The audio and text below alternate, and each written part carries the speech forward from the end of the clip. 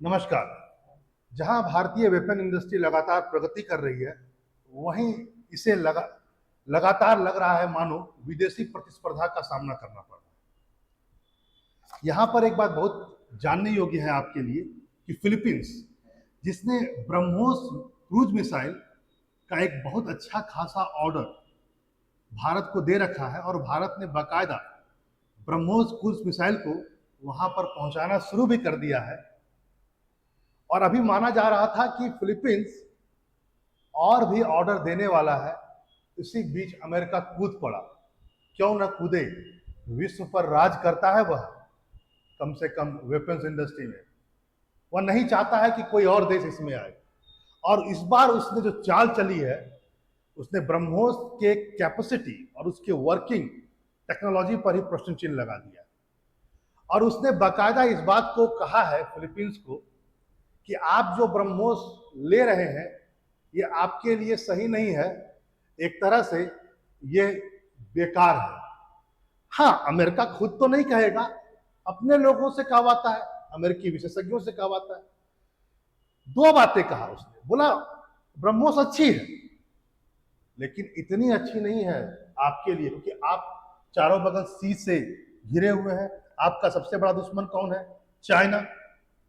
इसलिए आपके लिए सही नहीं है। क्यों सही नहीं है, इस पर भी आते हैं और बात करते हैं। वैसे तो आप जानते ही हैं कि ब्रह्मोस जो है एक क्रूज मिसाइल है और यह भारत और रसिया के द्वारा ज्वाइंटली बनाया गया। क्रूज मिसाइल मिसाइल दो प्रकार के होते हैं। यदि मैं आपसे कहूं, एक होता है क्रूज मिसाइल। यदि मैं इसको फोटो पर आपको साबित करूं, बताने का प्रयास करूं, तो क्रूज मिसाइल थोड़ा लो अल्टीट्यूड पर चलते हैं, एटमॉस्फेयर के थोड़ा नीचे रहते हैं और इस ढंग से चलते हैं। वहीं एक दूसरा मिसाइल भी होता है, इसको ब्लास्टिक मिसाइल कहा जाता है।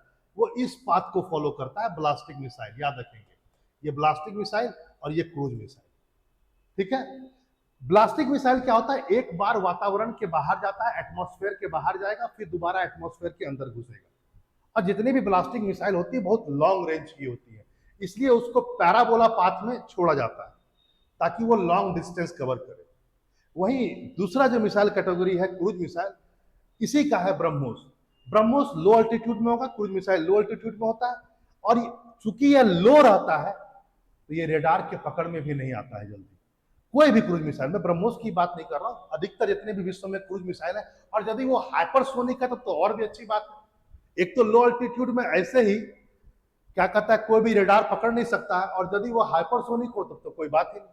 यहां पर हम ब्रह्मोस की बात कर रहे हैं और अमेरिका ने एक प्रश्न चिन्ह लगा दिया है। अपना ट्रेड वॉर शुरू कर दिया अमेरिका भारत से भी। अब अमेरिकी विदेश मंत्रालय के सलाहकार, पूर्व सलाहकार के द्वारा यह कहा गया है। नाम क्या है?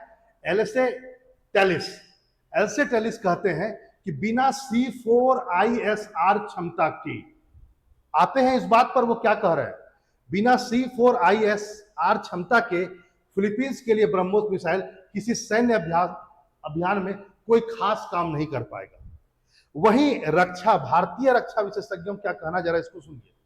उन्होंने कहा बिना C4ISR टेक्नोलॉजी के भी ये अकेला तबाही मचा सकता है। इसलिए आपकी हमें उपदेश की जरूरत नहीं है। आगे कुछ और बातों को भी जरा देख लेते हैं क्या है। उसने कहा, एलसे ने कहा बकायदा कि फिलीपींस की सुरक्षा के लिहाज से ब्रह्मोस मिसाइल का बड़ा योगदान है, लेकिन बिना C4ISR टेक्नोलॉजी के दक्षिण पूर्व एशिया देशों के लिए भारत का यह मिसाइल उतना अच्छा नहीं है। अब यहां पर आते हैं, ये क्या है C4SR? इसका फुल फॉर्म है C4। C4 का मतलब हो गया कमांड कंट्रोल कम्युनिकेशन, और चौथा है कंप्यूटर। ये हो गया C4। और ये ISR का मतलब हो गया इंटेलिजेंस, सर्विलांस और निगरानी। यानी ये चार चीजें, यानी command control communication, computer C4, और ISR का मतलब इंटेलिजेंस, सर्विलेंस और निगरानी को बताता है।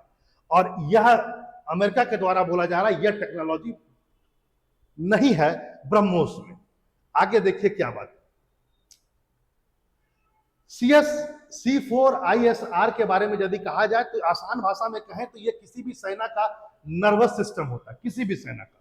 एक क्या होता है, एक प्रकार से नर्वस सिस्टम होता है जो हालात के बारे में आपको जागरूक करता है, कैसा हालात है, किस हालात में काम आपका हो रहा है, क्या यह काम कर पाएगा या नहीं कर पाएगा, ये हालात को बढ़ाता है।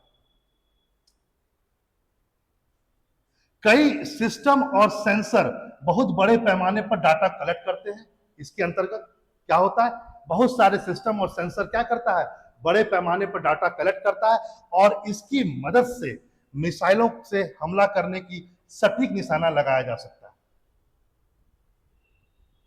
एलसे ने कहा कि यह मिसाइल बहुत शानदार प्रतीक होता है लेकिन ऑपरेशन यूज में बहुत ज्यादा नहीं।